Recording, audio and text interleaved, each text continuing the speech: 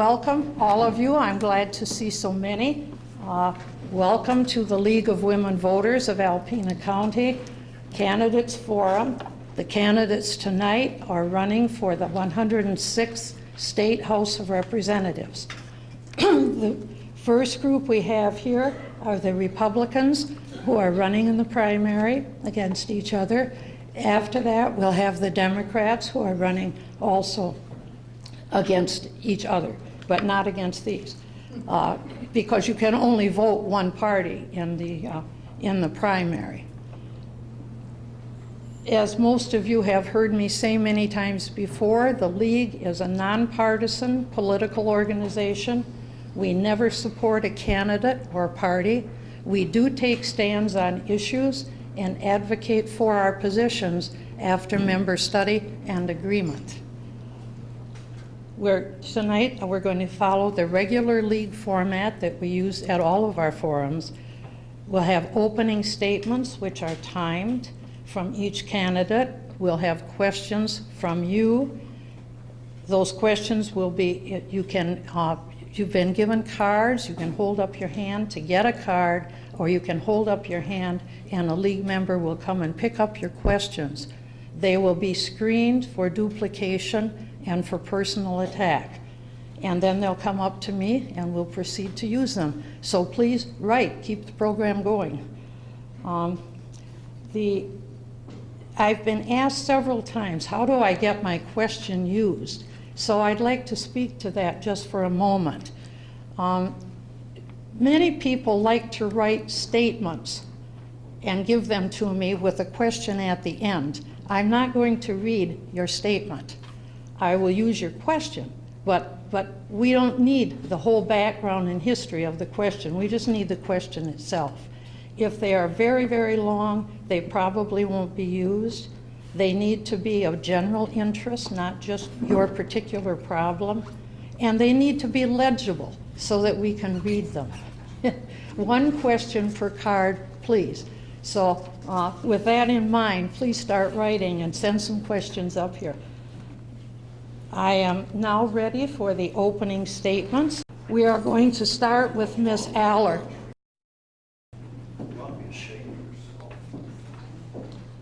Okay, I want to first say thank you to the Alpena County League of Women Voters for sponsoring this event. The opportunity provided here tonight is to allow everyone to learn more about the candidates so that they will be better prepared in the primary on August 2nd. As mentioned, my name is Sue Aller. I'm currently a county commissioner in Sheboygan.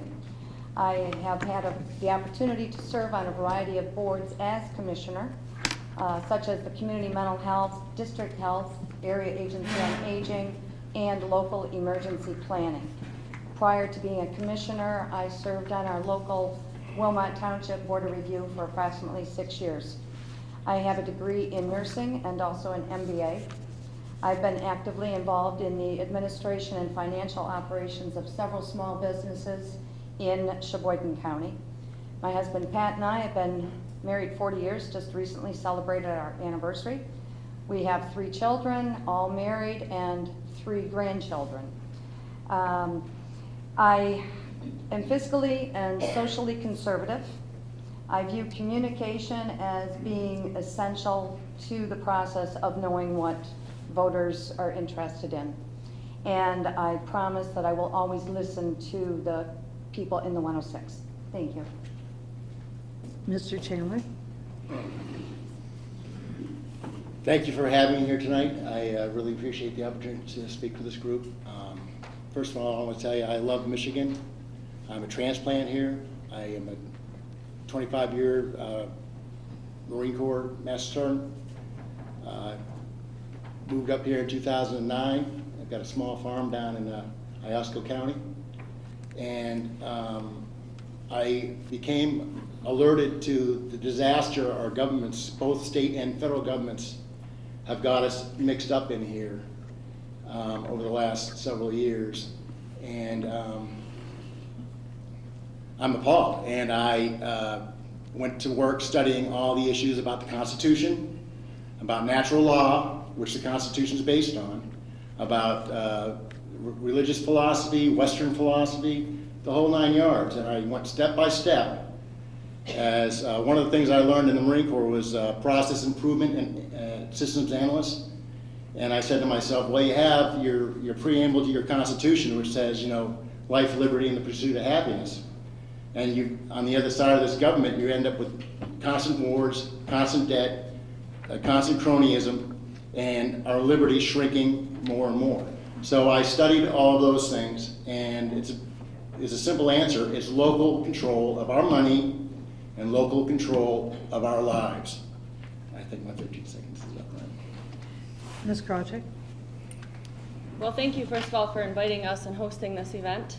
So I, as many of you know, I'm the president and CEO of the Alpena Chamber of Commerce, been there about 9 years. Prior to that, I was getting a master's degree in communication from Central Michigan University.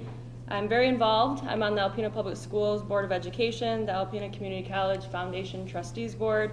I'm a proud Rotarian. I'm also on the advisory councils for the Senior Center and the Drug Court. I will tell you, I am not running because I'm pissed off. I'm not running because I desire to be a politician.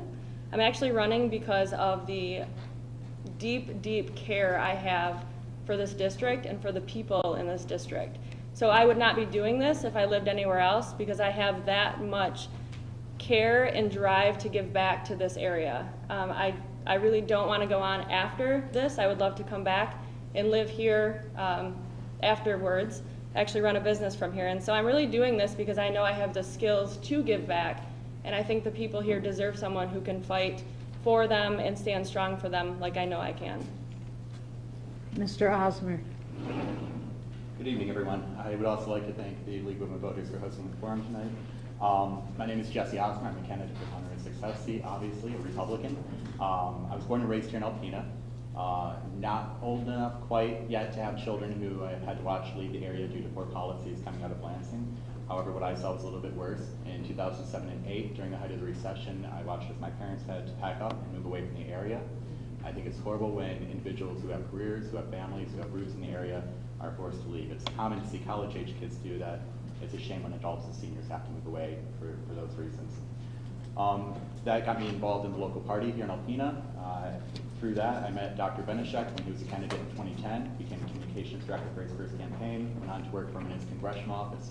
For the last 6 years, I've worked with every issue under the sun the federal government deals with: agriculture, invasive species, Veterans Affairs, Medicare, Social Security, you name it, I've touched it in one way or another, so long as the federal government has dealt with it here in the first district. Through my knowledge and experience I've gained in this position, I feel that I'm the most qualified to move on and carry our voice down to Lansing. As you know, no man is an island in Lansing. You need working partnerships. You need an idea of how to pass legislation, how to work through bureaucracy. I think I've acquired that knowledge. I look forward to the forum and the questions you have tonight. Thank you. Thank you, all of you. We'll start now with the questions, and the first question will go to Mr. Chandler. How can you help facilitate growth in creating new businesses and employment in northeastern Michigan?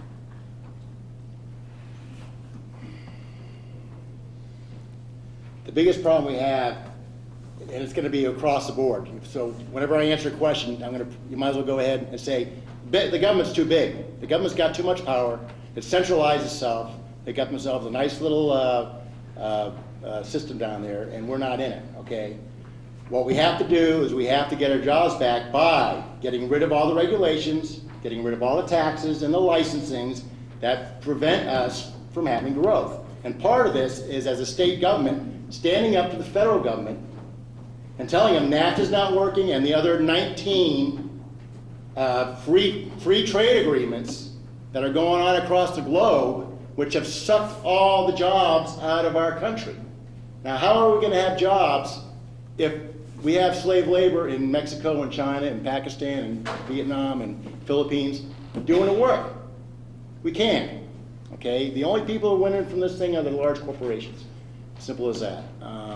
And until we crack that egg and put the federal government back in its position, back in its place, take that genie, which has been giving us all this fake money and all this other stuff, that doesn't mean anything because it's sucking the life out of our families and our children and our communities. So We've got to stand up. We have to deregulate ourselves here at the state level, and we have to stand up to the federal government and say, you're not going to be doing these things to us anymore. We're tired of it. We're done. Thank you. Ms. Krawczyk, same question. So government does not create jobs, and that is not their role to create jobs. It's not their role to be involved in economic development. Their role is to create the environment, or the environment for local communities to create the environment to create jobs, for the private sector to thrive and create jobs. So that being said, the three ways that I would like to focus on are get government out of our way. So, stop with the burdensome and overburdensome regulations and licensing. The government, when they do have programs that they should be running, they have got to be more flexible. So we have so many programs that work for the Grand Rapids or the Detroit or the Ann Arbor, but they don't fit our local communities. And then lastly, our education has to be effective, affordable, and accessible, because we do have this big skills gap and workforce development issue that we have to start addressing. Mr. Osmer. So I agree. I think any Republican up on this panel this evening would agree that government's job is not to create jobs. That's for the job creators back at home. Our job is to facilitate and help build an atmosphere where it's easier for them to do that. I'm very proud to have the Small Business Association of Michigan stamp of approval. I've also been endorsed by the Michigan Chamber of Commerce. And I think the reasons I earned those endorsements and that support is because they understand that I have an understanding of government and how we navigate through the bureaucracy and trying to remove some of these burdensome regulations, the licensing fees. It's very, very difficult for the average person to start a business because the paperwork is tremendously difficult. There's a lot of organizations that can help facilitate that, but at the end of the day, they will end up dealing with their state representatives, state senators at some point. And I look forward to assisting those job creators and helping build businesses here, and again, creating good paying jobs where Alpenians and those in Northeast Michigan can work and live and raise a family. Ms. Aller, same question. Okay, I believe that the wording on the question was, how can it be facilitated? Mhm. So with use of the word facilitated, it's asking how can government help? That's not to say that it's the government's responsibility, though, to create jobs. And I do believe that there are a variety of measures that need to be taken that government ultimately would help with. As an example, our roads, our infrastructure. We all know the condition of our roads, and the state of Michigan is moving forward on trying to improve the road situation. That is essential to improving the infrastructure and would have a positive impact on business growth. We also have a need for increased vocational programs in our school systems. Many years ago, the carpentry programs, woodworking, metal shop, they have been eliminated from the high school setting. And quite often there are kids who get out of high school that really do not desire to go on to college. So it would be great if they were able to have a trade when they did graduate. Given that it's a school system, that is something that the government would facilitate with. I also believe that reduction in Michigan withholding could potentially have an impact on bringing businesses back and bringing some of the families back that have left the area. The next question will start with Ms. Krawczyk. What is your position on redistricting? Do you favor the present system? If not, what do you propose? I don't favor the present system because whoever's in power at the time gets the system in their favor, and I don't think, even if the Republicans are in power at that time, I disagree with the system. I don't have a proposal. It's something that I would be willing to learn a lot more about, but I don't think that as a candidate going to Lansing, I should go in with an answer to everything. I do know that I don't agree with the current way that they do it, the current system. Mr. Osmer, same question. I agree. I believe that an independent board would probably best do the trick in addressing the politicization of redistricting. The question is, how do we make sure that board is not political? Almost everybody has an opinion, and at the end of the day, everybody votes, or most people who would be involved in such a board would vote. And so there has to be some sort of rubric that we use to figure out the best formula for that. But it's definitely something that has to be addressed because every 10 years we have redistricting, and every 10 years people lose their representatives, their senators.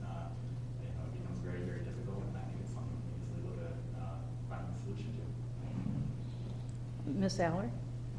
I wish I had an answer to that. The gerrymandering that goes on every 10 years is something that definitely impacts the districts, impacts candidates, whether they're Republican or Democrat. It seems that it's been a back and forth issue for many, many years. And I can tell you, in my county where I live, I'm one of those that's been impacted through the loss of probably 6 townships out of my county that are now in the adjacent district. So I don't have an answer as to how it should be resolved. I do think it's something that needs to be looked at. And like Jesse said, unfortunately, how do you identify a board that will not politicize it? Wish I had the answer. Mr. Chandler? People are having a little bit of a hard time hearing, so make sure you get the microphone close. Closer? to you, Okay. And if you can speak a little louder. Okay. Thank you. Mr. Chandler? Okay, there's 2 ways to do this, all right? And this is, through my studies, there's 2 ways to do this. The first way, the better way, is to get rid of the districts, okay? Because that takes away the politics. You get rid of the districts, and you have your counties represented down in Lansing in the State House. You have your county seat, your county commissions, picking one senator to go down there and represent the county, because they're the guys who have to enforce the laws down there. They're the guys who have to collect the taxes down there, okay? So why shouldn't they have a say in these laws and the taxes and the budget and everything else? Okay, right now, it's no taxation without representation for these people. You know, how can that be? We fought a revolution over that. The second part is the same thing with the House. You have your counties, each county picks 1 or more representatives to represent them down there in Lansing, in the State House, in the House of Representatives, okay? And that way, this is a beautiful thing here, because now these people are directly accountable to a small number of people, okay? So if they start misbehaving down there, you can snatch them back. Okay, that's the simplest way. The other way, if we can't do that right away, I would go with a, 15 seconds. Okay, I would go with having a 10-year county convention where the counties get together and they draw the lines. Thank you. Okay, next question. We'll start with Mr. Osmer. In light of what happened in Flint, Michigan, what is your stated position on emergency managers? Would you vote to repeal if elected? No, I would not. Emergency managers were used successfully under numerous governors. This is not just something that happened under Governor Snyder. It was also used under Governor Granholm. However, their powers have been increased, and I would look at possibly reining those back in, holding them accountable, obviously making sure they fail in one area, we don't transfer them to another area to manage over that area, that particular item. I believe somebody was switched from managing Flint to managing an entity in Detroit just recently. I would do that. You don't take somebody who's failing and promote them by moving them somewhere else. With that being said, I would definitely look at reining them in. Okay, yes, for you, Ms. Allard. Sorry about that. Speak into the mic, please. Okay, with regard to emergency managers, first off, is that coming across better? Okay, great. I am not opposed to emergency managers. I view issues that cities such as Detroit had and or Flint obviously point toward bad fiscal management. And when you have entities that are not able to handle their finances, that result in significant debt, somebody needs to step in. Now, hopefully, we have an emergency manager that's going to go in there and handle it appropriately. The Flint situation was very complicated, a lot of finger pointing, a lot of timing issues as to who said what when, who signed what bill, and fingers were pointed at the emergency manager. He then was moved to Detroit, like Jesse said.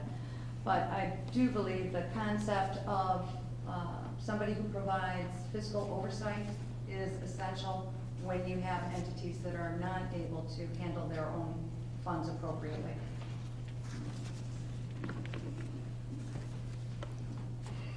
Mr. Tim, sorry.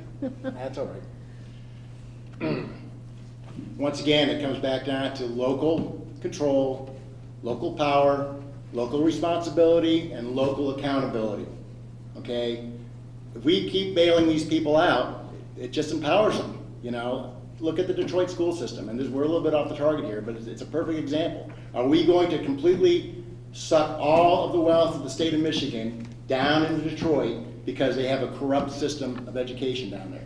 That's the question, because we just keep sending money down there. And we slap a few hands, and we do the usual routine where somebody has a committee to go into it. But guess what? You know, the legislature doesn't have police powers, and so nothing ends up happening, okay? These people that are down there that keep getting fed more money are gonna sit down and not do anything about their government until they start feeling a little pain, maybe an empty stomach, maybe you know, some other issue that comes up, and we've got to hold these people accountable. If you elect these people to represent you down there in Detroit or wherever else, and they end up robbing you blind, you're the people who've got to take them to count. You know, that's all there is to it. We've been playing this silly game now for 50 years. It's about time we stopped and said, you know what, bad boy, you're not getting any more cookies tonight, you know, you're done. Because it's just killing us. All right, that's all I have, thank you. Ms. Project? Okay, so as with so many government ideas, they're good in kind of the purpose of them, but they don't solve the real issue. And the emergency managers is one of those things. So I understand the reason for them, and I support what they're trying to do with the emergency managers, but how did we get to the point where we need emergency managers? It seems like we're always too quick to put a quick fix or a Band-Aid on something and never really look at where did we really lose accountability in the first place. If we could address those root problems, then I think that we wouldn't even have questions like this. So do I support emergency managers? I do for the very short term, rein them in because we got ourselves to this point where we need some oversight. But would I love to see us in a time where we don't need them because we have accountability at the local level? Absolutely. The next question, we'll start with Ms. Aller. Do you support expanding or eliminating the minimum wage, and why? I am in favor of the current minimum wage and the timing that's set for the increases. They're already established. I do not favor increasing the minimum wage to 15 an hour as they did, I believe, out in California. I think to expect small businesses to be required to pay a minimum wage would have a negative impact on small business. Small businesses are the backbone of this country. And I think that it would just be too costly for a small business who quite often is getting by on a shoestring. They would not be able to survive. I feel the same way with regard to waitress minimum wage, and I know you didn't specify whether, I believe you were talking about the normal minimum wage, but with regard to waitress minimum wage, I have the same views on that waitresses getting their tips usually compensates for the difference in the minimum wage that they're getting. Mr. Chandler? You might guess I'm a free market, free enterprise person here. Okay, I don't believe in the minimum wage. I believe that whenever the government sticks its fingers in our business, we suffer. Okay? Minimum wage is not meant to be a living wage. It was meant for the young kid to go start sweeping floors in the factory floor or wherever and learn the business, you know, to start off in the stable or the farm or wherever and learn how to work. And these kind people would hire them and give them a little bit of scratch to take home and get their bicycle or whatever. And these kids would learn some responsibility. It was never, ever meant to be a living wage. You work your way up to it. And now it's become this monstrous octopus which is crushing our businesses. Okay, we got to get away from this centralized government system that dictates our wages, it dictates our licenses, it dictates our businesses out of business. We have to get away from it. We have to be locally controlled. local markets, local wages, depending on the market, not on some government dictate from a bunch of people carrying around clipboards. Or iPads probably now, right? iPads, is it? I'm not sure, but you see what I'm saying here.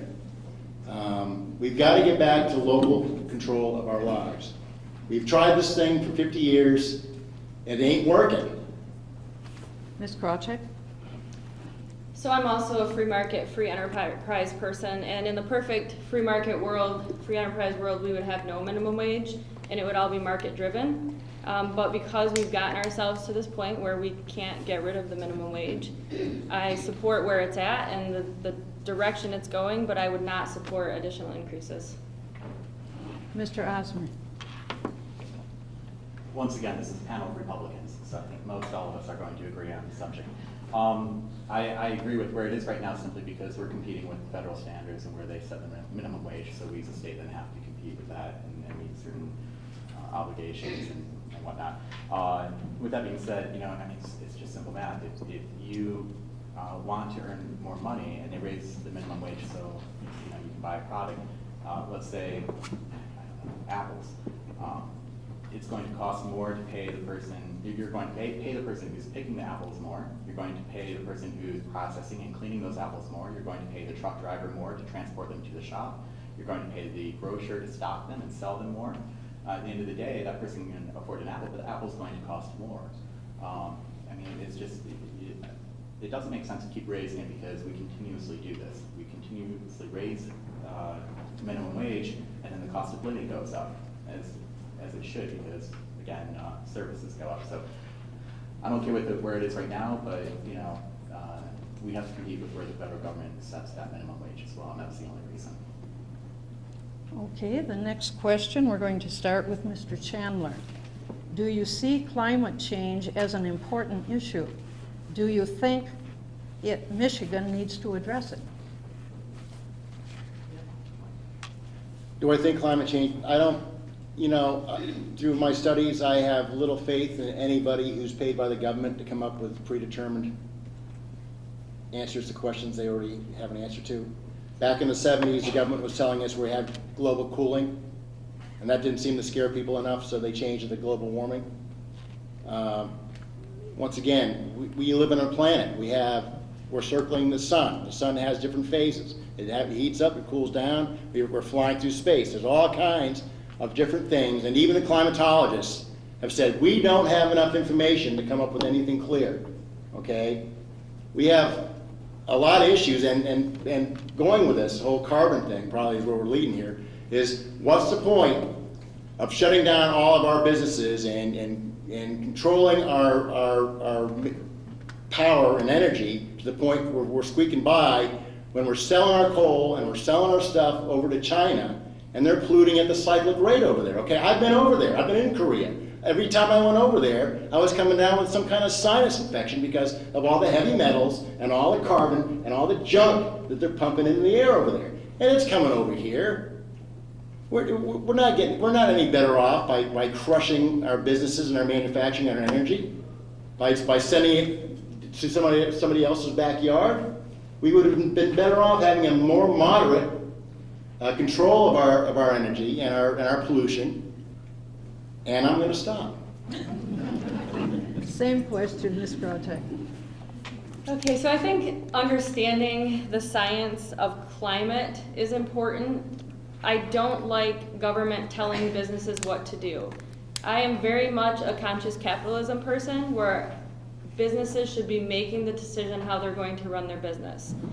So if that means that they're putting more waste into the environment than other businesses, or that means they're possibly polluting more or using more energy, they should be running their business, choosing to run their business as responsibly as possible.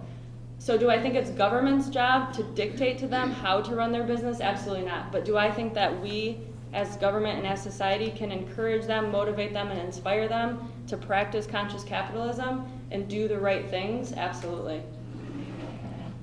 Mr. Osmer. I mean, obviously, climate change is an issue. Whether or not it's man-made is the question, and that's something that, again, I don't believe it is. We've had a very long history on this earth of seeing change in our climate.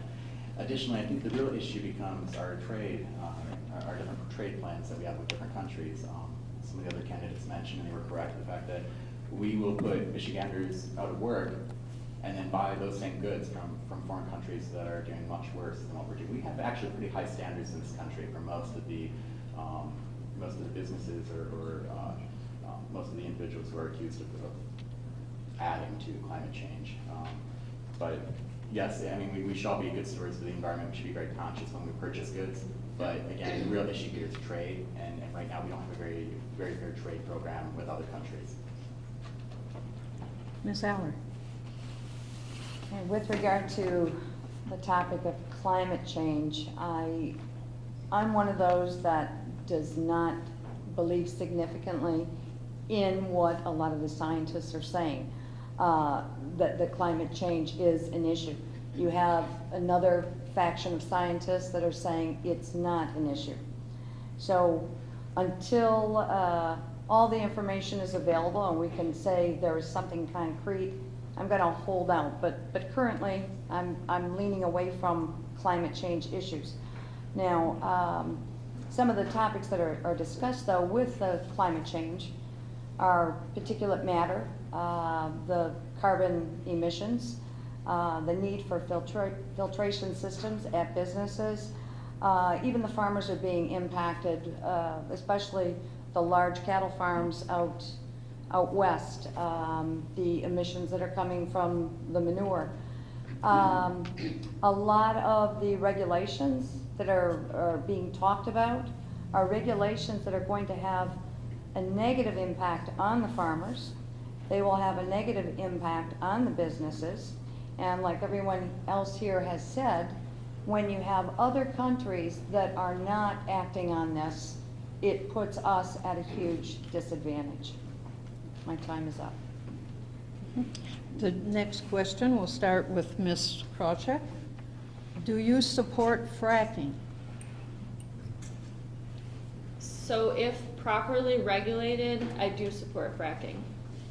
That's my answer. Thank you. Mr. Osmer? I would agree. If we meet, or if the companies meet those standards and it's properly regulated, yes. It's been done in Michigan for a number of years now. It's been done, I think, since the 1950s. Technology is constantly advancing. I think that technology needs to be applied, as we continue using that as a resource for energy. But I'm all the above. I believe in all the above energy plans. Michigan ranks quite high, actually. I believe, just looking at this earlier today, I think we're number 26 in the nation for energy. So part of that number would go down drastically, and we'd have to look for other sources, which would increase cost in various parts of our life. So yes, for the time being, I am for it. Ms. Aller? I think the concept of fracking and the need for natural gas is something that's essential in the United States. That said, at this time, I would have to say I'm not in favor of fracking. I have tried to get information on the ingredients that are in the chemicals that they're injecting, and everybody says it's proprietary information. So we're unable to find out what are the chemicals that they are injecting down into the ground.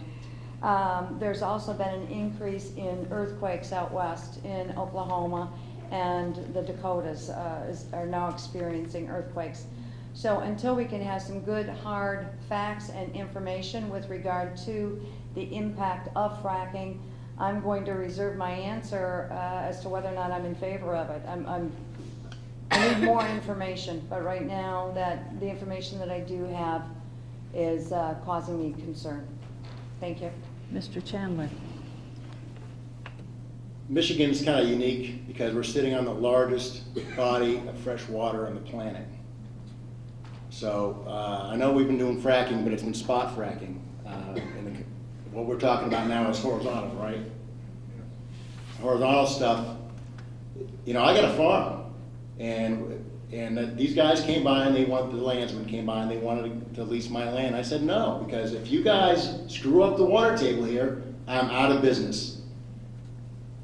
Simple as that. And all these farmers all around here, their land stops being a gold mine and becomes a dust bowl. Because you greedy people from these foreign corporations, most of them, coming in here, taking our oil out, and then they're gone.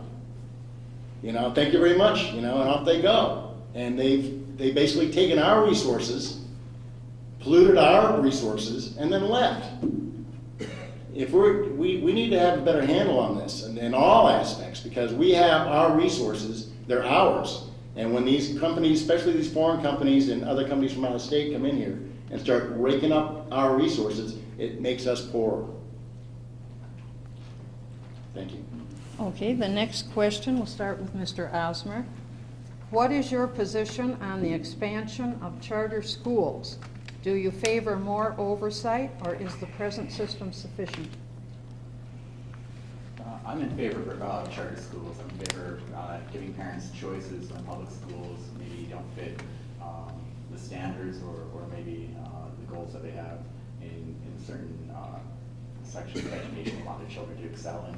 I know many parents throughout the state of Michigan who send their children to charter schools and they do quite well. There's certain areas, for example, in Detroit, it's no surprise they don't want to see charter schools pop up because that would compete with DPS, or what was formerly DPS. You know, so I think charter schools, if regulated again and they meet certain criteria, the testing standards are again monitored by the state, and it makes sense to have choices for parents. Ms. Eller? I am in support of charter schools. I do agree with Jesse that parents should have the right to choose the type of education for their children. There's also the homeschooling factor where parents need to have a choice. And there are even situations where the cyber schools are coming into play. So I do believe that it's up to the parent what type of education they desire for their child, and if charter schools is one of those options, I'm fully supportive. Mr. Chandler? I think it was Sam Adams who said it takes educated and informed people to maintain their liberty, okay? And in response to that, we gave our education to the government. And the government does not want us to be intelligent and educated or informed, because they want to go ahead and do the things that they want to do and put us in our little boxes and take our resources and make little wage slaves out of us. And that's the bottom line. And we can see the trend. And anybody who can't see the trend, they need to start looking harder, because it's right there in front of us. As far as education is concerned, it all should be local. Our communities are dying because we're not educating our own children. Our communities are dying because there's no jobs, and our children have to leave. Our communities are dying, and because they're taxing us, so and regulating us. So they're doing all these things, and they've got us busy running around looking for jobs. Oh, it's jobs. Oh, it's jobs. Oh, it's jobs. We've got to find jobs, and you've got to go someplace else to find a job, and your community dies. You know, and it starts with education. We have to educate our own children to work in our own communities, grow our own communities, so our children have a place to go, a place to work without having to leave and go down to the cities and end up being on, you know, some form of corporate welfare or something. Thank you. Ms. Krawczyk? I'm in favor of doing whatever's best for our children. So if our public schools aren't doing the job, that means charter schools. If charter schools aren't doing the job, we have to figure out what's best for our students.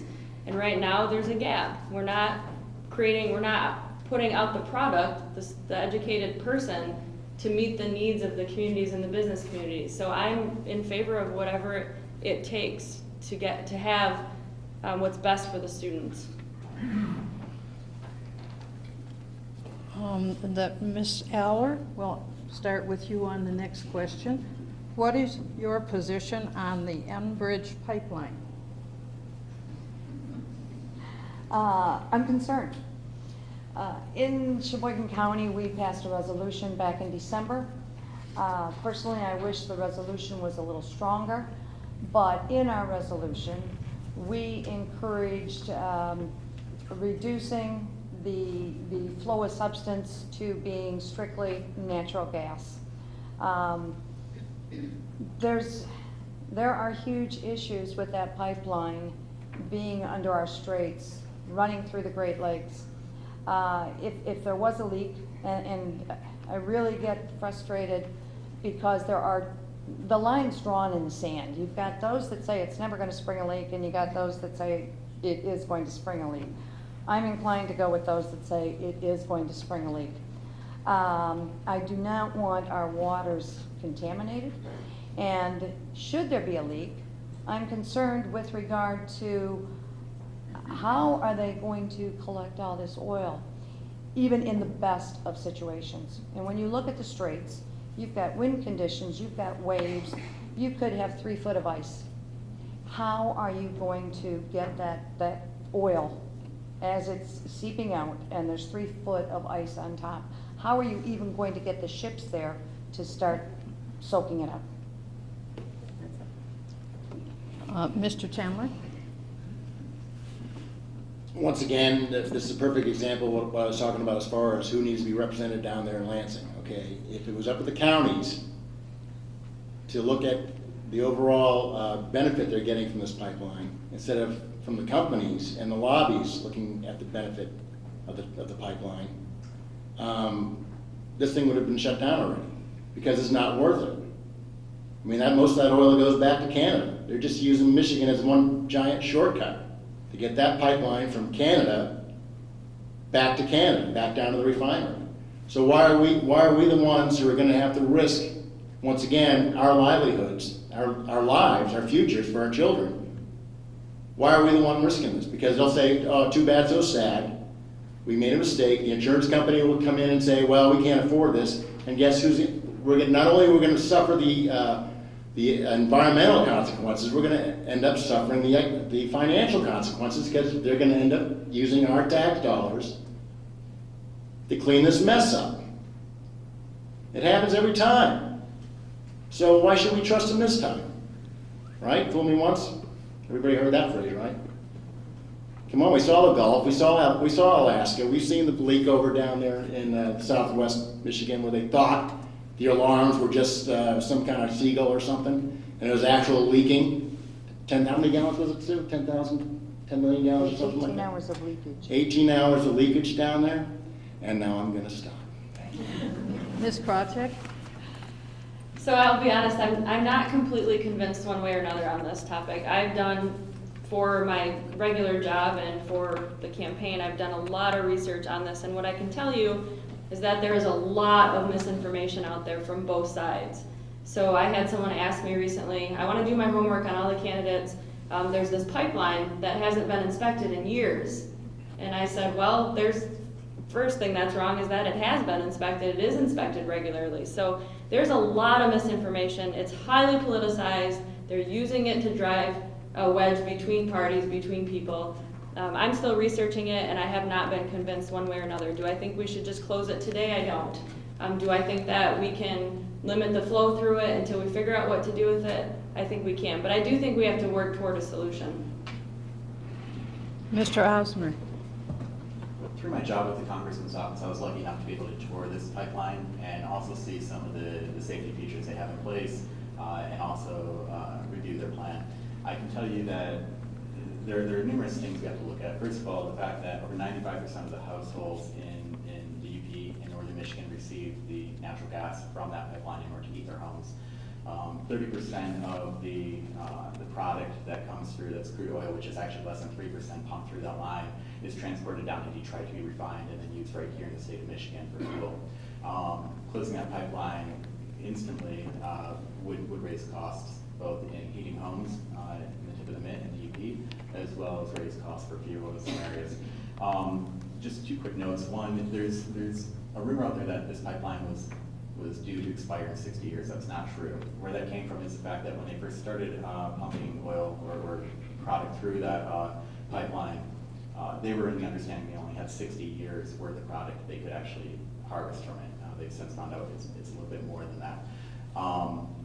To be honest, I agree. This issue is becoming extremely politicized. It's been there for 60 years, and it's basically becoming an issue when we have 3 open House seats, the 108th, 106th, 107th, an open congressional seat, and the White House up for grabs. And this is the year they want to talk about it. I look forward to the Attorney General's independent study on the pipeline. I think that having somebody who isn't really beholden to one side or the other and having that study available will help me make a decision. Okay, we're ready for closing statements now, and we're going to start with Mr. Chandler. Again, I want to thank you all for having me out here tonight. I appreciate the time to discuss my feelings about things here.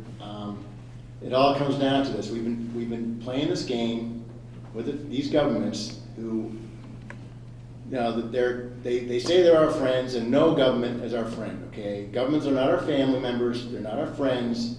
They're power. That's what they represent. Okay, and like a fire, they can be a very, very dangerous servant, and they are a terrifying master. Okay, and we've got to stop trusting these people. Okay, we have got to stop trusting our government. We have to get back local control of our lives so we can reach out and touch the people that are managing our own communities. Thank you. Ms. Krawczyk? Time went really fast. So your job as voters is to actually hire, through your vote, the best person for the job. And I do believe without a doubt that I'm the best person for the job. I don't have all the answers, and I won't even pretend to have all the answers. I don't think that's part of the job. I do have the longest list of achievements, the longest list of productive, effective relationships. I can tell you that I'll miss my job here in Alpena tremendously. I love what I do, but I think it's time for me to try and help this region, this district, from a little bit different perspective. I would appreciate everyone's support. Working full-time and campaigning full-time is extremely exhausting, so any support anyone can offer is very much appreciated, and thank you again for hosting this. Mr. Osmer? I would like to thank the League of Women Voters and everyone here tonight who attended. I would agree. I think your job as voters is to hire the best person for the job. For the last 6 years, I've worked for Congressman Benishek throughout the region, day in and day out, countless hours. My day does not end at 5 p.m. It goes well into the night and many weekends, traveling the district, getting to know the region. If you were to ask any elected official when they were most successful during their tenure, almost all of them will say it was near the end of their tenure, because over that time they were able to develop a knowledge of the issues that are important to the area. They were able to basically gain the experience to learn how to navigate through difficult bureaucracy in departments in government. And they were able to develop working relationships. No man is an island in Lansing, and you need those working relationships in order to get things done. I'm ready to hit the ground running. 6 years is not a long time for a state representative, and I look forward to having a little bit of a jump start if I am elected and being able to be an effective voice for Northeast Michigan. Thank you. Ms. Aller?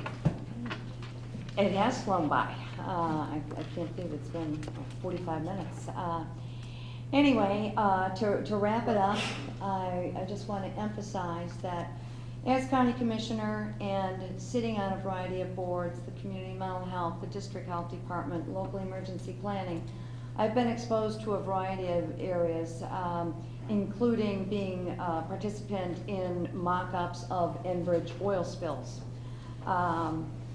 I think that those experiences at commissioner level, the insight that I've gained sitting on various boards, my life experiences, raising kids, being part of a small business, background in nursing, working in a hospital setting, all of that comes into play when trying to make decisions in Lansing.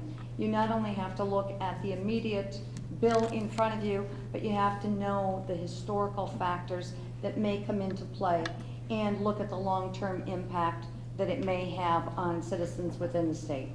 Thank you, and I appreciate the questions. Thank all of you for coming. It's been a very interesting evening hearing from the four of you. Let's give them a nice hand.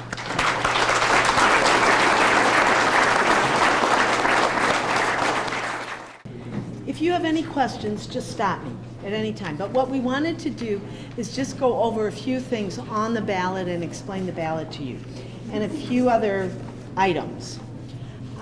There is a ballot in the back of the room on the wall, so can you hear me? No? Oh, yell then, tell me.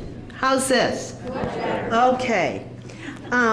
There is a ballot on the back wall there, so if you want to see it, just stop and look at it so you get a sense of what the ballot looks like.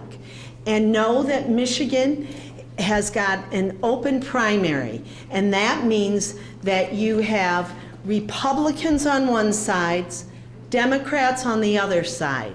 You can only vote for one party. So if when you're going through your ballot and you say you vote on one side and then you go down a ways and you look at the prosecuting attorney or something and you say, oh man, I love him, you know, and you cross over and you vote in the other party, all your partisan votes will be, they won't count. Now your vote on the proposal will count. But if that should happen, just stop what you're doing, bring it to one of the workers at the voting place, and just tell them, I made a mistake. You hand them that ballot, they will give you a new ballot, and then you can go and fill it out. But just remember, you either vote Republican in this or Democrat in this, and they don't have third parties on your ballot so you can see. Okay? Is that clear? Does everybody pretty much get that? The other thing that we get a lot of questions about are absentee ballots. And some of the things that allow you to vote absentee is you can be age 60 or older, unable to attend polls without assistance. If you expect to be absent from your city or your township the entire time the polls are open, you can get an absentee ballot. If you are in jail awaiting arraignment or trial, you can also get an absentee ballot. Working as a precinct inspector in a precinct that is other than the one you would be voting in, you can get an absentee ballot. And remember, to get your absentee ballot, you go to the city clerk, if you're here in Alpena, or you go to the township clerk that you live in, okay? And the city hall is just across the street, so that everybody knows. Oh, another thing I forgot to tell you, unable to attend the polls because of religious beliefs, you can get an absentee ballot. When you go to the city clerk or the township clerk, you're going to have to sign a request for the absentee ballot. The applications are available online also. You can go to michigan.gov/vote, and you can turn then your ballot into the city or township clerks. If you want an absentee ballot mailed to you, you have to get your application into the clerk by 2:00 p.m. the Saturday before the election. They have got to receive that. Or go into, in person, to the clerk's office, almost right up, you can go in anytime up to 4:00 the day of the election, and they will give you an absentee ballot. All absentee ballots, if you have one mailed to you, fill it out. They have to be received in the clerk's office by 8 p.m. the day of the election. And I got this all out of this little pamphlet pretty much, and this is from the Secretary of State. So if you want, you know, what I'm telling you written down, you can just go there and get that.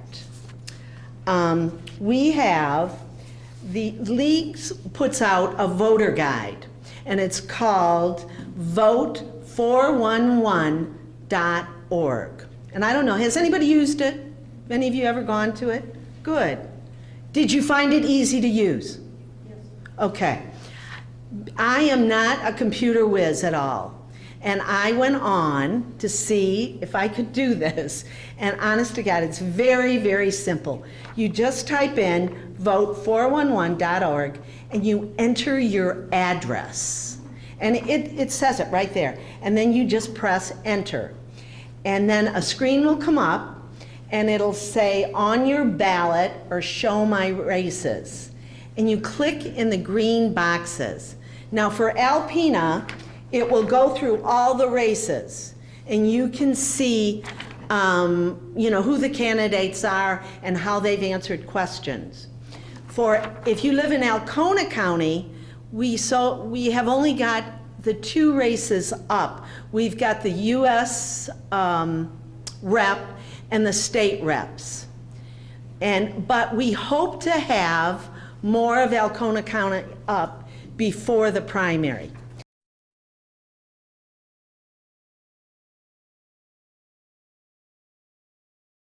These 2 are the Democratic candidates. So if you're voting the Democratic ballot, you can vote between these. And we will start with Ms. Kalashewski. Well, thank you. Can you hear me? No. Please speak real close to the mic. My name is Erin Kalashewski, and I want to thank the people that remained after that first session with the Republicans. I'm glad that you remained to hear the second part of this, and thank you to the League of Women Voters. I'm very happy to be in front of you this evening. I'd love to tell you a little bit about myself. I am a lifelong resident of northeastern Michigan. I'm a mother. I've been married to my husband, Steve Kalashewski, for 27 years. I'm an educator. I've been with Alpena Public Schools for 28 years. I've been an educator for over 30 years, and I recently retired about 1 year ago. I enjoyed a very, very wonderful career, worked with great people in a very great, supportive community. I'm very, very thankful for that. So during my lifetime after I retired, it dawned on me that I've been fortunate. I've been fortunate to have a family here in northeastern Michigan. I've been fortunate to have a job that allowed me to make living wages here. I've been fortunate to have an area where there were great recreational opportunities. Unfortunately, that's not the case for everyone. We have young people who are trying to go to college, they've incurred debt, and we'd love for the young people to come back and be part of northeastern Michigan and get great jobs. I am very interested in educational opportunities and jobs for our young people so that they can come back. Mr. Kennedy. Thank you, League of Women Voters, and all of you for coming tonight. I have 115 years spanning 5 generations of family in Alpena, Alcona, and Iosco counties. My great-grandfather and great-uncle were farmers in Alpena County. I was born in Lincoln, grew up in Oscoda, where my family owned Cease and Eve's IGA grocery store. I attended ACC and MSU, and then returned to Oscoda and taught elementary school for 38 years. It's this deep connection to the land and to the local people that motivates me to seek public office. It's not a stepping stone to higher office or self-enrichment, but my desire to restore the vitality and opportunity that previous generations have enjoyed. I'm proud of our heritage and I'm committed to our future. The promise of a good education, a good job, and a secure retirement is quickly becoming the American nightmare. The current state leadership fails to address the real issues we have in Northeast Michigan. A majority of our youth are unable to think in terms of college education or higher level job training because the cost is not affordable. We can do better. The parents of these youth are frustrated because they are not able to find good paying jobs, which would allow them to support their families and raise their quality of life. We can do better. We can do better. Retired grandparents are impacted by higher taxes. They should be able to live in dignity and not worry about choosing between paying an electric bill or filling their prescriptions. We can do better. My pledge to you is that we will do better. Thank you. Okay, and now we'll start with the questions. The first question we'll direct to Mr. Kennedy. Would you support a ban on assault weapons and high-capacity magazine guns? If yes, why? If no, why not? Actually, I would support this assault ban. This is what we had in effect prior to the George W. Bush years when that ban was overturned. There are other parts of the gun control situation that I would also support, and that is doing away with the gun show loophole that we currently have, where you can buy a gun at a bricks and mortar building and the background check is required, but if you buy it at a gun show, it's considered a private sale and it's not required. And I think they should be required in both circumstances. I also support the no fly, no buy motto that was the reason for our House, if you saw our U.S. House of Representatives sit-in a few weeks ago. So that would be my position on gun control. Ms. Kalaszewski? Well, first of all, I would say that I believe in the right to bear arms. That being said, I think the focus needs to be on making sure that whatever weapons we have, the weapons are in the hands of law-abiding, healthy individuals. So as long as we can assure that that's who has access to those guns, then I would not oppose those type of guns. Okay, next question, and we'll start with Ms. Kalaszewski on this one. Do you support drilling for oil in the Great Lakes? I think that when it comes to matters of the Great Lakes, any action that we take has to be done with the utmost of being careful, making sure that we're not doing anything that's going to cause harm to our environment. So I would have to see how it was being done. I would have to see the guidelines that went along with it. We have to be careful when it comes to matters of our environment, and I would be a strong protector of our Great Lakes. Okay, and the next question I'm sorry, it's your turn to answer, isn't it? Almost skipped you. For real, the question was, do I support, what was that? Could you repeat the Drilling question? for oil in the Great Lakes. No, absolutely not. Of all places that we should not be drilling for oil, it's in our Great Lakes. 80% of our country's fresh water are contained in our Great Lakes. 20% of our planet's fresh water are contained in our Great Lakes. So that is one of the last places. I would never support, I shouldn't say never, but I do not support drilling for oil in the Great Lakes. I mean, that's even worse than the Enbridge pipeline, okay, which also I don't support the continued operation of the pipeline for crude oil, only for natural gas and natural gas liquids and propane. So, no, my answer is no. Okay, and the next question, we'll start with you, Mr. Kennedy. Are you pro-life, pro-choice? What is your number one item to work on in this area? So that's two questions? Well, they're related. Do you mind repeating them? Sure. Are you pro-life or pro-choice?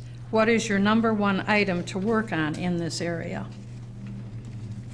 Let me answer it this way. I'm a strong supporter of a woman's right to make her own reproductive health choices. Those choices should be between that woman and whomever else she chooses to involve, probably her physician, possibly her clergy person, minister, and so on and so forth. But the government's place is not to get involved in those choices that should be up to a woman. I heard a lot of comments from the party before us about government staying out of our business, and this is one place that I do agree with them. Government should stay out of the reproductive choices that a woman's legally allowed to make. Ms. Kalaszewski? I would start out by saying that I am pro-family. With that, I have 6 children. 3 of my children came to my family through the process of open adoption. And when I look at the open adoption process, part of that is a woman's right to choose. When she finds herself in a situation or a circumstance that prevents her from caring for a child, she has a choice to make. So we benefited from that choice that a woman was able to make. I am pro-choice. In addition to that, I believe that it is not it's not my place to decide what another woman can or cannot do with her body. Most likely a woman would take into consideration input from her family, maybe from someone else. She would take input from a clergy, from her doctor, and another healthcare provider. But I am definitely pro-choice. We'll start the next question with you, Ms. Kalaszewski. What is your position on the expansion of charter schools? Do you favor more oversight, or is the present system sufficient? Well, with my background as a public school teacher, I am a strong advocate for the public school system. I am not in favor of charter schools. I'm not in favor of schools that can make a profit off the backs of our children. I think that we need to support our public schools as best that we can. I am not in favor of charter schools. Mr. Kennedy? Yeah, before I answer the question, I just want to make a clarification because this came up in the other discussion as well.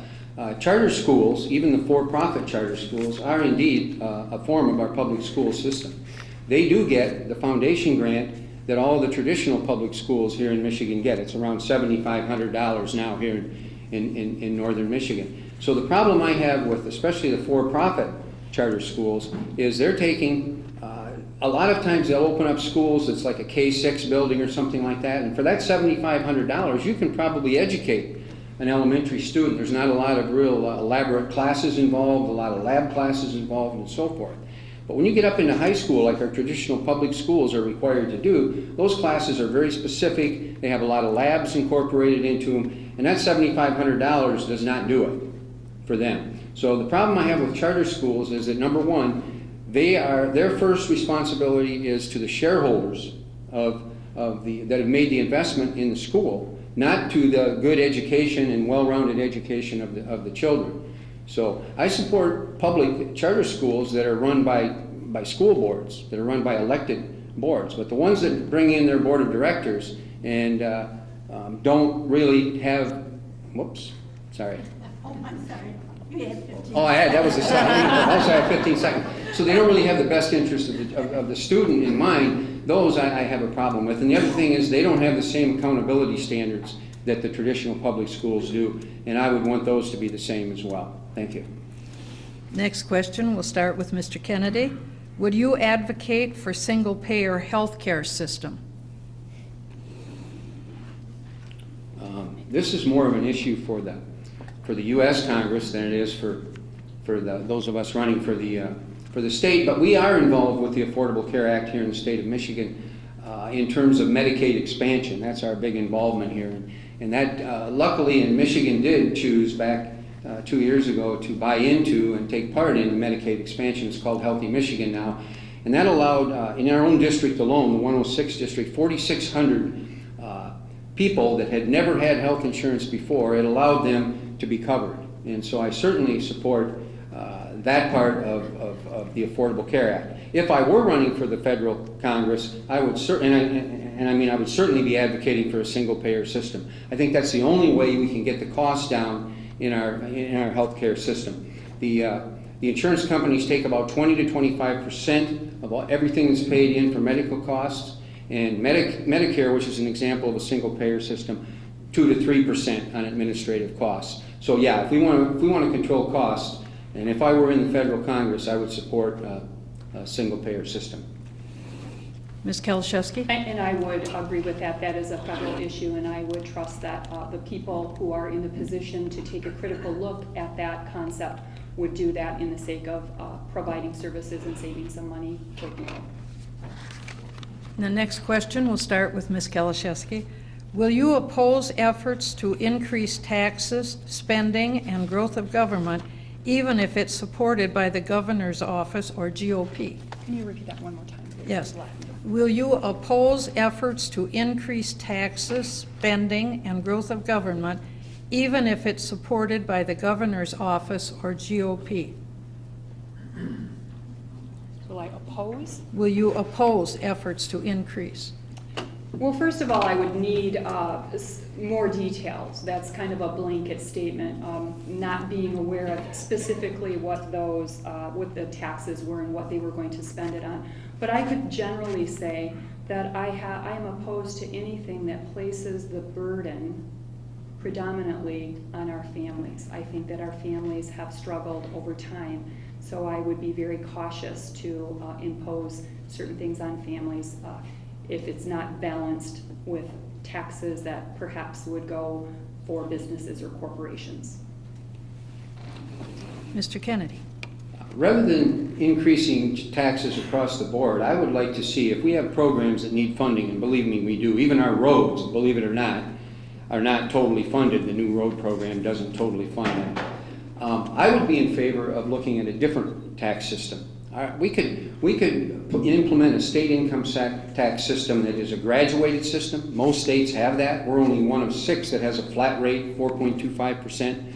tax rate here in Michigan. If we went to a graduated system, and there's one proposed right now by Representative Townsend, but it never gets a hearing in the legislature, we could raise $700 million more per year. And for 95% of it would be tax neutral. Your taxes would not go up, or they would even go down for the 95% of the population. So a graduated income tax is something that I would seriously look at if we need to raise more funds. And I think there are areas that we do need to raise more funds. We need to fund education better. We need to fund our state universities better. And like I said, we need to fund this road package. These people passed a road package, which you're going to start paying for in 17. You're going to see a little bit of road improvement, but they haven't funded it. And a lot of that money is going to have to come out of the general fund if we don't find a way to do it. So this graduated income tax, I think, is a good solution to that. And for 95% of us, we pay the same or less than what you're paying now. Next question for Mr. Kennedy first. If elected, would you honor the wishes of over 50 governmental units and business organizations in Northeast Michigan to establish a 4-year state university in Alpena? College education, a very important topic here in Northeastern Michigan and in the entire state of Michigan.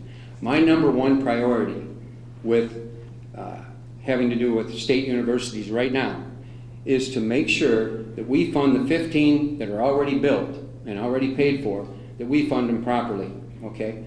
Since the Governor Snyder and his leadership took over in 2011, we have not gotten back to the same state contribution for our universities as we had when he took over, okay? So my first priority is, in order to keep these tuition increases in check, my first priority as far as college tuition, college education is to get the costs down or under control in the 15 existing universities. If we can do that, and if we can pay for this roads package that I'm talking about that isn't funded, and if we can pay for Medicaid expansion, I certainly think that a 4-year institution here in this area, I'm not sure where, but somewhere in this area, would be very beneficial, and it's something that I would certainly advocate for. Thank you. Ms. Kalaszewski? If we're talking about a 4-year university, I'm assuming that we're talking about Alpena Community College, which is a wonderful resource right here in Alpena, and it's a wonderful resource to our surrounding communities. My husband graduated from there. My children have gone there. They have transitioned well to the university from Alpena Community College. So when I was first asked that question, I spent time, I went and visited the dean of ACC. I spoke with the trustee. Because initially I thought, absolutely, 4-year college makes perfect sense. It's a great opportunity for kids. When I talk to the people from ACC, I think it's safe to say that they are supportive of increasing access to universities for our students. And right now, they're going to do immediately what makes sense for ACC. And what makes sense for ACC right now is collaborating with universities in order to offer 4-year programs, and that's exactly what they're doing. They have partnered with Northwood University to offer many programs there. They have a hybrid nursing program with the U of M in Flint, which has been beneficial, and they're rolling out a new program this fall in 2016 related to energy, which is also a baccalaureate program. So I have total trust and faith in ACC that when they see that it is right for them, it makes sense for them, they've done their homework, that I will put my faith in them and hope that when the time comes that happens, because educational opportunities are wonderful for all of the students. Ms. Kalaszewski, this question starts with you. Do you support Common Core? Why or why not? Well, first I think it bears explaining what Common Core is. Common Core is a set of benchmarks or standards that you work towards per grade level. There are certain things that, let's just say that you're a student right here in Alpena and you're in 3rd grade, and midway through the year you move down to southern Michigan somewhere. What you can expect from the Common Core, it's a rigorous set of standards that we measure our students by. You can expect the same curriculum type goals down there. Common Core does not tell you what to teach or how to teach. That's left up to the local school system to determine. It's also left up to our teachers to decide in what manner that gets put forth in front of the students. So it is a set of standards that when kids graduate, we would want them to be prepared very well for the rigors of college.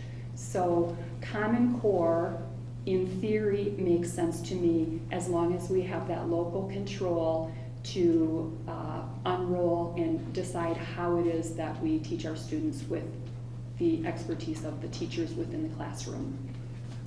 Mr. Kennedy. There's a lot of misunderstanding about Common Core. It is a set of standards or benchmarks, and it is important to have those not only throughout our state, but throughout pretty much every state that has accepted them throughout our country. Because when I taught in Oscoda, what I saw, we had students that moved in from all over the country, all 50 states actually. And just because you were in the second month of 5th grade or the third month of 5th grade didn't mean that you were going to be anywhere near up to speed with the students that were already there, or vice versa. You may have been way ahead of them. So what the Common Core does is it allows for some standardization of benchmarks.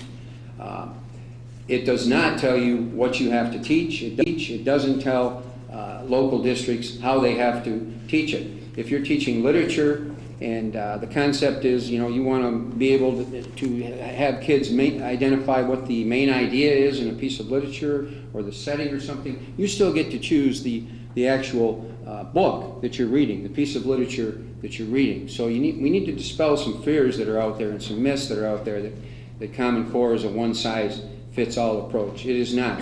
And when I taught, we had the BLICs. It was the name they gave to the benchmarks at that time. Now they're renaming them Common Core, and I do think they are, as an educator, I do think they're very important to keep consistency and to keep rigor in our curriculum. Thank you. Both of these candidates are former teachers. You can hear that in them, can't you? You hear the passion. This is a school question, and we'll start with Mr. Kennedy. Is the information on the school millage paid for with tax dollars? If this school millage is on people who cannot vote for it, isn't this taxation without representation? Why are we bailing out the Detroit Public Schools? So there's a lot. I apologize. I'm going to ask you to repeat that. Okay, you Me can. too, when it gets to me. Okay. Is the information on the school millage paid for with tax dollars? If this school millage is on people who cannot vote for it, isn't this taxation without representation? Why are we bailing out Detroit Public Schools? Okay, so 3 questions there. 3, yeah. Well, The first one deals with, can schools take money that they've received to educate children with out of their budget and pay for campaigns or advertising to pass a millage? No, they cannot. Okay? What was the second question? if the school millage is on people who cannot vote for it, isn't this taxation without Thank you. I'm sorry for. That's okay. I assume what that's talking about is people that have second homes up here in the area that would have to pay the property tax that would be involved with that millage, but they vote down in Dearborn or they vote down in Livonia. They don't vote out here in Alpena. So should they, their question is, should they still pay taxes on that? I think yes, they should, because property tax, although it's not as big a part of school funding as it used to be before 1994, it's still a big part of funding our schools. We have switched to the 2-cent increase in sales tax now for over 20 years, but so yes, I think that tax needs to be levied, even if those people don't vote up here, even if their primary home is someplace else. Now, the third question was about the Detroit Public Schools. Yes, why are we bailing out Detroit Public The Schools? bailout isn't the right word. Now, I know I heard that word in the previous panel.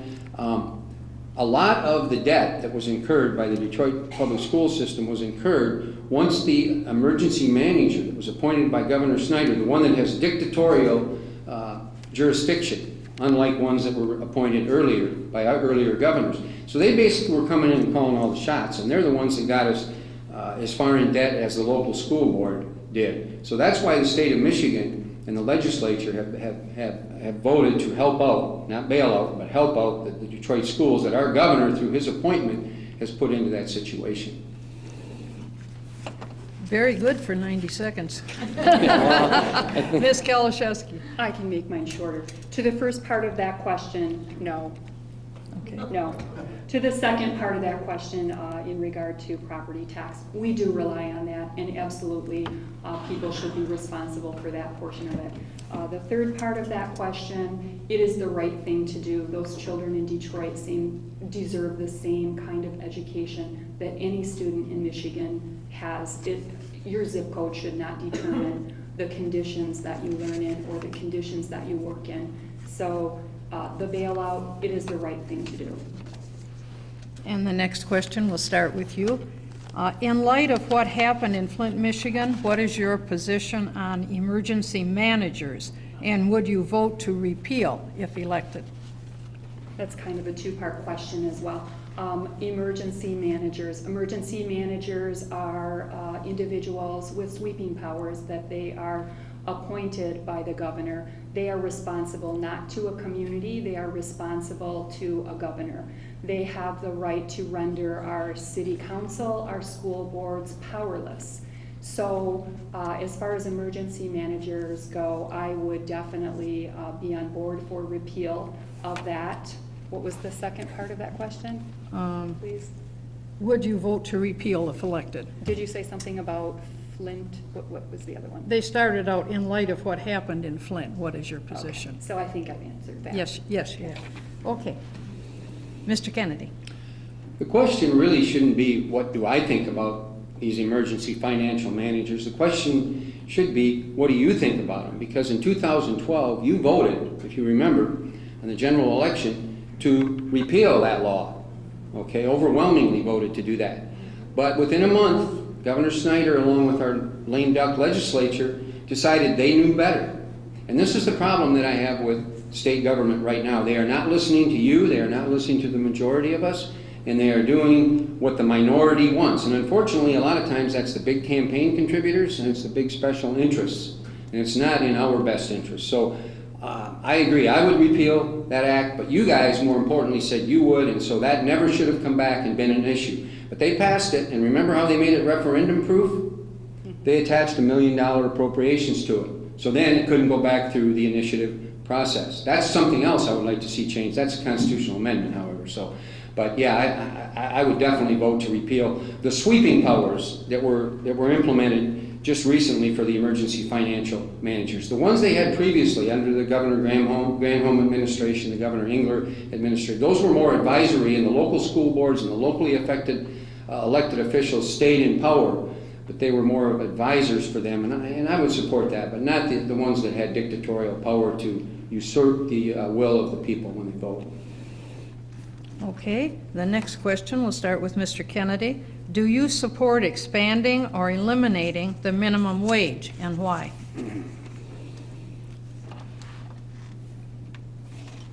I actually think that in order to answer that question, I need to tell you what my economic philosophy is. I have a different philosophy than what our legislature has been operating on for the last 5 years. They've been operating on what's called supply-side economics or trickle-down economics, okay? And I think we need to pass public policy that will come from the middle out, that it will stimulate things for the middle class, the working poor, and that's where the masses of our people are, okay? Since our economy is 70% consumerism, we have to have people with a disposable income in order to make our economy work. So yes, I support raising the minimum wage. I'm not saying I want to jump to the $15 an hour that some of the higher cost of living places did, like Seattle and California. But I think we need to gradually increase our minimum wage here in northeastern Michigan for the very reason that I just talked about. These people need to participate in the economy. When they do participate in the economy, it will be robust, and we can have small businesses that are more successful. I talked to a businessman and asked him, what could I do when I get to Lansing? What would be the one thing that would really help you? And he said, raise the minimum wage. And he owned a small business.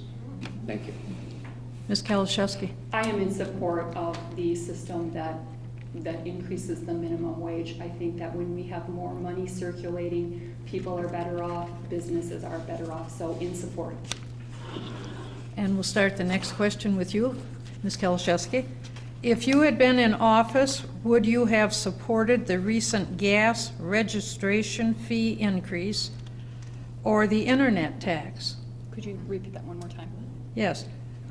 If you had been in office, would you have supported the recent gas registration fee increase or the internet tax? I think in order to answer that question, I would have had to be present to hear all of the discussion and what might have been traded within that specific deal or arrangement. So not knowing what was taking place at the time, I would say I would really need more information on that and to be present when all of that was formulated. Mr. Kennedy? Would you mind repeating that, please? If you had been in office, would you have supported the recent gas registration fee increase or the internet tax? Well, I'm familiar with the gas tax increase. I assume the person that asked that question is talking about the one in June of last year that the legislature came up with to fund our roads and bridges. And I would have preferred an increase, not an increase, I would have preferred switching to the graduated state income tax to raise those funds. That gas tax was intended to, and it hasn't gone into effect yet, but it will at the beginning of 17. It was intended to raise money to fix our roads and bridges, okay? But it's a regressive tax because, you know, it's going to increase 5 or 6 cents at the pump. And so it's going to affect those people that aren't as well off a lot worse, and the working poor a lot worse than it is those of us, you know, doing better. So if we had a graduated income tax, and again, we could raise that $700 million, that's about what this gas tax, along with registration fees, are going to raise. I would have supported something like that rather than going for the gas tax. The internet tax, I'm not familiar with a tax on the internet, unless they're talking about goods that you buy now over the internet, out of state, being taxed. And yes, I do support that. Okay. Next question for you, Mr. Kennedy. Do you see climate change as an important issue? Do you think Michigan needs to address it? The whole planet needs to address it. 97% of the scientists, the vast majority who are not funded by any government money, agree that we have a climate change issue, and that as humans, the things we do, basically the burning of fossil fuels, are adding to it greatly. So, what was the second part to that question? Do you think Michigan needs to address And it? absolutely, Michigan, along with every other human being on this planet, needs to address it. We do not want to let this get to a situation where it's dire. Right now, we can make gradual changes in our lifestyle. We can, without affecting the quality of our life. I'm all in favor of electrical generation standards. Continued, they expired at the end of last year, where we had to have 10% of our electrical energy generated by renewables, wind, solar, etc. I'm all in favor of extending that. I don't know what the legislature is waiting for on that, but I want to extend that 1 or 2% a year for the next 10 or 15 years. We can do that, and we can gradually lessen our footprint without affecting the economy and without changing and hurting our quality of life. If we just go on burning fossil fuels the way we are now and increasing our carbon footprint, it's going to be like jumping off that cliff and wondering when we get in the air, where's the parachute? And then we're going to be hurting. So yes, I do think climate change is real. Ms. Kalszewski. I would agree. I think that there is scientific evidence that proves that climate change is real. I also think that we need to do all that we can immediately to protect our environment. We can't count on businesses to do the right thing. We can't assume that they are going to make decisions that are best for our environment. So we definitely need to put in place policies that assure our environment is protected. Thank you. Now we'll go to closing statements, and we will start with Mr. Kennedy.